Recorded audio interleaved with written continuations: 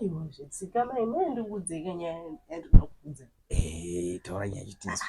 yawanikwa irimo yawanikwa irimo kupi next vabatwa abatwa yawanikwa irimo blessing yabatwa ka ndakazvitaura kuti achabatwa chiti yabatwa irimo musero muri kumbotaura nezveiko inini ndikuti yawanikwa irimo musero ndio zvandiri kutaura blessing vabatwa varimo ka vawanikwa nhaseri kupi vawanikwa imo mumhiri asi so zvandiri kutaura zvi zvamuri kutaura izvozvo ndati inini yawanikwa irimo ende zvakaoma yawanikwa irimo anyara sei anga achiita kunyara anyara haungamborege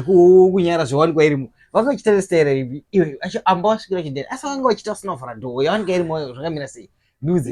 imi muri wacho ndiani anga anaye yawanikwa irimo imi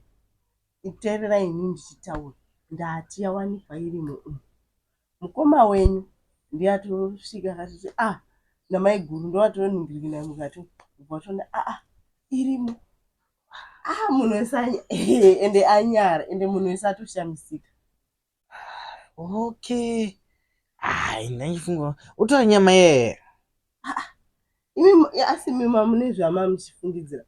ndachitaura zvenyama yeye mane mukurememba nyama yeye yanga yakaodwa yakasiwa panze ameno kuti ndena sicha mfiriji make ndipa mukuru kana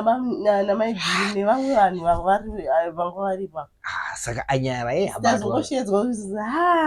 but imi pane zvamamuchitaura imimi zvamukoma asi mukoma wenyu ari kuita zvemujoni nosikana aiwa ndaichitongotaura ngeti yawanika irimo ndaichitongofarakana ndaindoita majokisi ndichifunga kuti uri kungoitawo majokisi neni kuti yawanika irimo hala ndinongoisa majokisi pamusoro penyaya yako mukaisa majokisi pamusoro penyaya yangu yandikukudza here aiwa hai ndaichitongofunga kuti ungoita majokisi but ndinotongosipaka kuti yawanika irimo saka aita sei manje ari kubhadhara haana kudya imwe nyama yacho here